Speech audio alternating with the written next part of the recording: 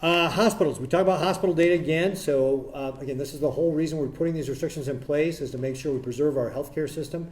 We've got 46% of our hospital beds that are available, 40% of our ICU beds available, and 76% of our ventilators. I'm sorry, 78% of our ventilators available.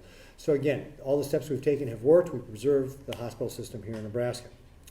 And again, testnebraska.com. Again, we want people to sign up for this, testnebraska.com. It's a great way to be able to help the state get an idea of what's going on with regard to the states, how we're scheduling testing.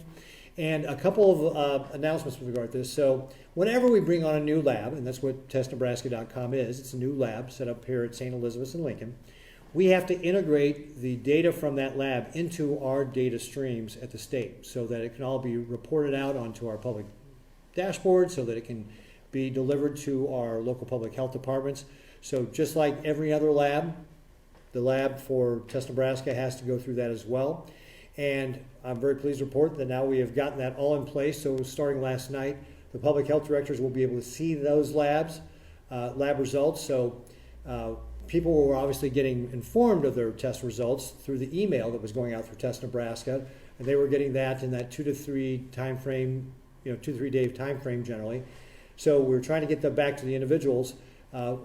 We got the data stream integrated into the public health department, so they will see that starting last night. Actually, they started seeing it, so they can follow up and start doing the contact tracing on that.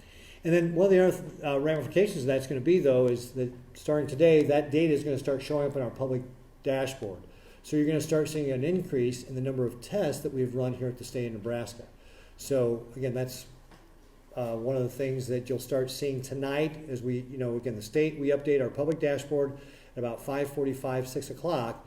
You'll start seeing those tests from Test Nebraska show up in that website.